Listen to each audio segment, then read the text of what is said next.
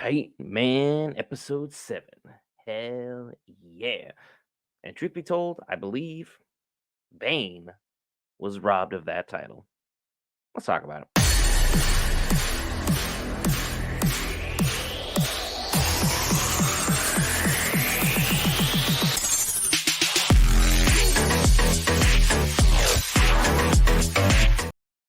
Alright, guys, we're here back with Geek Variants. Cover all things Marvel, DC, Lord of the Rings, anime, gaming, Star Wars, and more. This time, DC's Kite Man. I do apologize that this one is late and that I am, in fact, overdressed. As I was recording the episode recap last night, someone drove their car into a power pole. Everyone's okay, thank goodness, but the power was out for a good 6 or 7 hours, so there's absolutely no way for me to get the episode out. So here we are doing the review at this time. And look, this episode continues on with a great trend.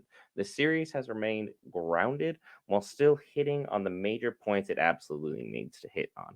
Sure, Kite Man has a magical toilet that can send people back in time. That's about as ungrounded as this universe has gotten. Which 7 episodes in a spoof series of DC, which, as we all know, DC is not a grounded universe. Everything has to be done at the umpteenth degree. Their heroes either super serious, super godlike, or the least serious people we've ever seen in your life. I'm staring at you, Kite Man, and you, Polka Dot Man. But hey, that's just the way things go. This episode was in part because of Villigans. Villigans decided to have its Sexiest Villain Alive award once more for the seventh annual running. Currently, Lex Luthor is a 6 time champion, completely undefeated. But because Kite Man now has his new D-bag power, he is also up in the running because Miss Villigan is trying to get even further, aiming for her goals and her ambitions in order to get the anti-life equation, because that magical briefcase that they have had sitting around for 5 or 6 episodes, sitting under some chicken nuggies in the freezer of the bar, has finally come back to light. It came back to light thanks in part because Bane got a nomination as a dark horse candidate for someone who could be the sexiest villain alive, after he just got done rambling on and on about how award shows are self-fulfilling and a waste of time and they just only serve to puff up your ego. And then, of course, Bane, in true Bane fashion, then it absorbs himself. It becomes his whole entire essence, his being for this episode. And he was, in fact, the moment for this episode. He made everything for me personally pop. What made it pop for you guys? For me, Bane having a moment where he decides to lay off his traditional look and go for more of a power suit kind of look. Me accidentally almost matching him to some degree, but obviously less dapper, is definitely something that is interesting to see overall. Bane manifested. Bane was the moment. He decides to go full attire, but then he does his power strut in the bar.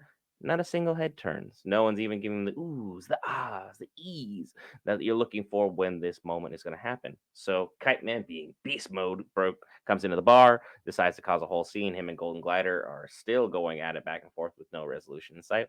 But he makes a mistake of upsetting Malice. Malice is the last person on this earth you want to piss off, considering her father is Darkseid.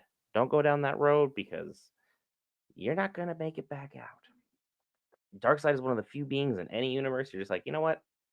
Unless I'm absolute god tier, I shouldn't even think about this. And we're talking old gods, we ain't talking the new gods. But look, Malice decides to take this upon herself as a moment to help Bane out because she just wants beast mode to lose. Hey, if the enemy of my enemy is my friend, let's make this happen.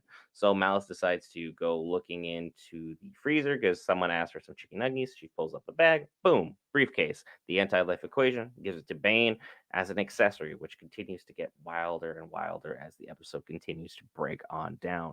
Bane then is, finally strutting his stuff to the umpteenth degree. People are finally looking, they're turning, they're like, oh, cool, accessory, I like it. Which, hey, I don't understand fashion, but hey, if the accessories make the outfit, then really the outfit isn't all that important. But hey, that's just me. I'm not really a fashion guru. You saw me on the live. The whole antithesis of underdressed and now overdressed kind of came into full perspective here. But honestly, the true victim in this episode was Man Bat. Man Bat finished a good session at the gym, only for Kite Man, now as beast mode, to abuse him and beat him up for absolutely no reason whatsoever. Justice for Man Bat needs to be a hashtag that needs to be trending because Man Bat was just being nice, finished a good gym sesh, was really happy with what was going on, wasn't harming nobody. And then all of a sudden, he's getting bullied by Kite Man. That is the worst case scenario for any day you could possibly have going around. Kite Man's father gets enlisted by Golden Glider to come fix him and come bring him back after the promise of, hey, 1 year, you don't got to talk to him. But seeing Kite Man as beast mode uppercut, Man Bat through a window, he now decides to be involved in his son's life because, and I quote, there's something beautiful about seeing your eldest son throw a man through a window. I don't get it. I don't understand it. But hey, this is DC's writing. It is what it is. So she decides to go break into Billigan's office. Golden Glider enlists the one and the only Clayface coming over from Harley Quinn to match up perfectly aesthetically and try and break on in so that they're able to get access to the vault in order to undo what has gone on with Kite Man, turn him back from beast mode. Long story short, rather unsuccessful quest, so they have to go to the award show, which Bane, hanging out as the moment, Beast Mode in a rigged election wins and decides to humiliate Lex in the worst possible way and continues to roast him time and time and time again until Lex finally loses his cool and says his security to go after Kite Man. As they're going after Kite Man is using his new middle finger powers, obviously, which I cannot show on screen, and go off and basically send the security home packing in the worst case scenario. It was an embarrassing defeat for them. He lost to Kite Man slash Beast Mode. It's just a bad situation overall. While everything else is going on, we have now our two-headed guy who had a breakup with the girl on his shoulder because she wanted to be free.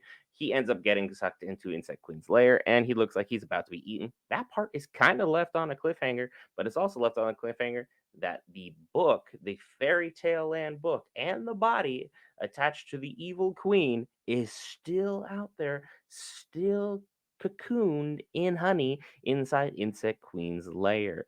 So now we have to figure out how that's going to play and everything and all the shenanigans that'll ensue from that. But that's next week's concern. As the episode is still going on, Glider finally has a moment where Lex Luthor, trying to trigger her power set because he just wants to mess up the situation, accidentally uses ASMR to trigger her to where her power is perfectly sync and mesh, where her personality and her body work perfectly together. So she's able to harness her power and just straight up eviscerate everybody and everything between her and Chuck slash Kite Man slash Beast Mode.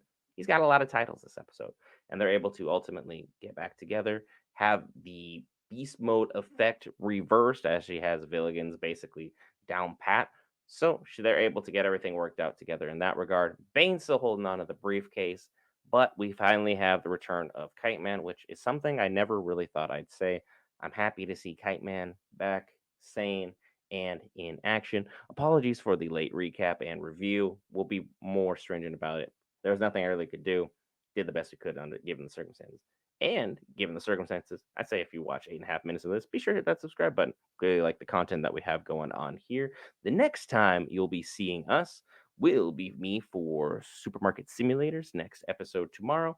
And then following that up with the live stream of the next episode of My Hero Academia. I'll see you in the next one.